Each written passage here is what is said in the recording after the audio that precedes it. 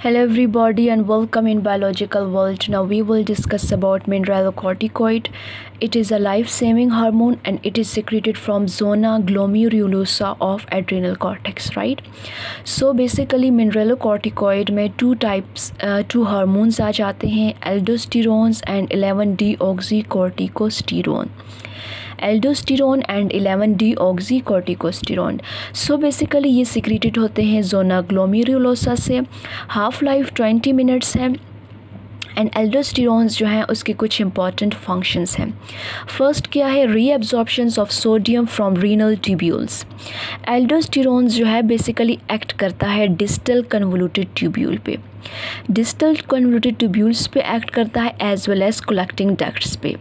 Distal convoluted tubules and collecting ducts जो है ये रीनल ट्यूब्यूल की हैं जहाँ से रीअब्जॉर्प्शंस होती है सोडियम की. During hyposecretion of aldosterone, hypernatriuремia occur, that is 20 gram per day. Basically aldosterone का क्या काम होता है, सोडियम और वाटर की रीएब्सॉर्प्शंस करना, मींस रीएब्सॉर्ब करना रीनल ट्यूब्यूल से. रीनल ट्यूब्यूल में specifically distal convoluted tubules and collecting duct से. सो सोडियम रीएब्सॉर्ब हो जाएगा जब हाइपोसिक्रीशंस होगी, अंडर सिक्रीशन होगी या सिक्रीशन एल्डोस्टेरोन डेफिशिएंट होगा. सो हाइपरनेट्रियूरेमिया होगा, मींस के यूरिन में सोडियम की एक्सक्रीशन ज़्यादा होगी, साल्ट की एक्सक्रीशन ज़्यादा होगी जो कि ज़्यादा से ज़्यादा 20 ग्राम पर डे तक हो सकती है. उसको हम हाइपरनेट्रियूरिया कहेंगे, right. So the second is reabsorptions of water. Aldosterone जब सोडियम की रीएब्जॉर्प्शंस करता है at the same time water भी रीएब्जॉर्ब हो जाता है. वाटर और सोडियम जो है basically at the same time reabsorb होते हैं. So if sodium reabsorb a lot, जब सोडियम बहुत ज़्यादा रीएब्जॉर्ब हो जाएगा it this case hypernatremia occur हो जाएगा. मींस के इस टाइम पर वाटर की कंसंट्रेशन रिक्वायर होगी, हाई इनटेक ऑफ वाटर चाहिए होगा क्योंकि साल्ट है, साल्ट को भी डाइल्यूट या डिज़ोल्व करने के लिए वाटर रिक्वायर होता है. सो बॉडी में जब साल्ट की कंसंट्रेशन ज़्यादा हो जाएगी सो ओबियसली थर्स्ट का प्रोसेस अकर होगा. थर्स्ट का प्रोसेस अकर होगा जब हाई अमाउंट ऑफ साल्ट जो है वो रीएब्जॉर्ब हो जाए. सो वाटर इनटेक ज़्यादा होगा, वाटर इनटेक भी ज़्यादा हो सकता है और सोडियम की रीअब्सॉर्प्शन से वाटर रीएब्जॉर्ब भी हो सकता है, राइट. सो सोडियम के साथ साथ मेन पॉइंट जो यहाँ पर ये है कि सोडियम के साथ साथ वाटर ज़रूर होगा. सोडियम और वाटर का बैलेंस है, इन दोनों का होना बॉडी में एक बैलेंस का इंडिकेशन है. अगर सोडियम हाई है वाटर कम है तो डिस्टर्बेंस होगी. क्या डिस्टर्बेंस होगी, हाइपरनेट्रियूरेमिया होगा, एक चीज़ ज़्यादा है और एक कम है. सो थर्स्ट का प्रोसेस भी इंडिकेट होगा और वाटर रीएब्जॉर्ब भी होगा, राइट. सो वाटर का इनटेक होगा, ब्लड वॉल्यूम इंक्रीज़ हो जाएगा. अब ब्लड प्रेशर पे इसका क्या इफेक्ट है, एक्स्ट्रा सेलुलर फ्लूइड इंक्रीज़ हो जाएगा, ब्लड वॉल्यूम इंक्रीज़ हो जाएगा. सो ब्लड प्रेशर बढ़ जाएगा. ब्लड प्रेशर कब बढ़ेगा, जब ब्लड वॉल्यूम ज़्यादा होगा और ब्लड और एक्स्ट्रा सेलुलर फ्लूइड जो है वो इंक्रीज़ कर जाएगा. इसका मैकेनिज़्म क्या है, aldosterone escape mechanism. Aldosterone escape mechanism में ब्लड प्रेशर को कम किया जाता है. कैसे कम किया जाता है, एल्डोस्टेरोन का लेवल हाई होगा तो सोडियम एंड वाटर की रीएब्सॉर्प्शंस होगी, राइट.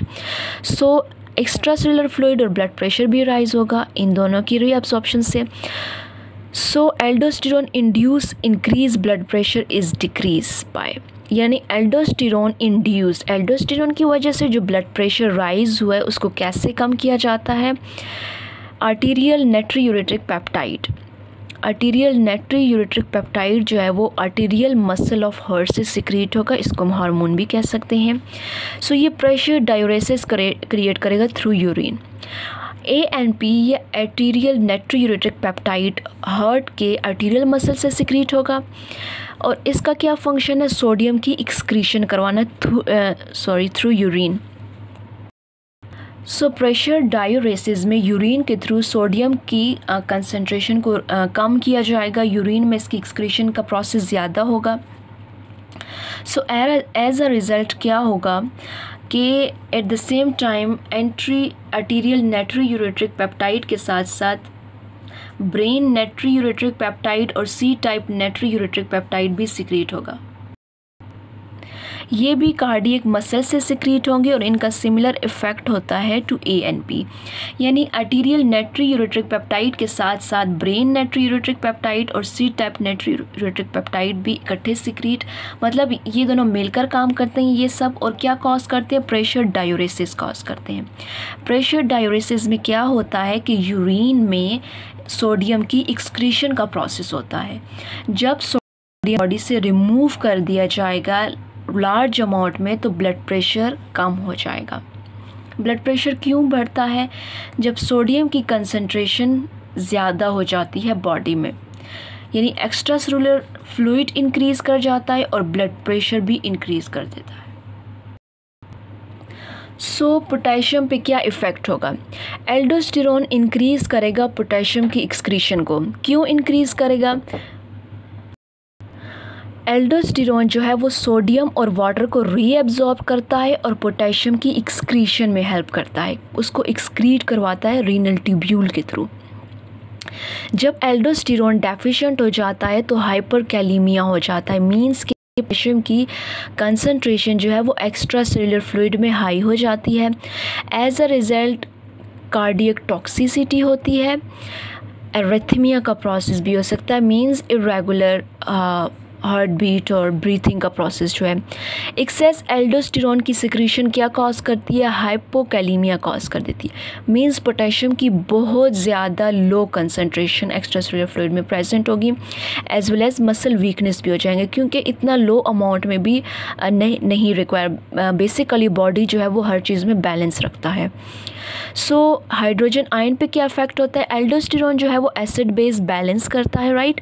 हाइपर सिक्रीशन जो है वो अल्कलोसिस कॉज कर देती है, मींस हाईली एक्सक्रीशन हो जाती है हाइड्रोजन आयन की। हाइपोसिक्रीशन ऑफ एल्डोस्टेरोन क्या कॉज कर देती है, एसिडोसिस, यानी हाइड्रोजन आयन की एब्जॉर्प्शन का प्रोसेस हाई हो जाता है।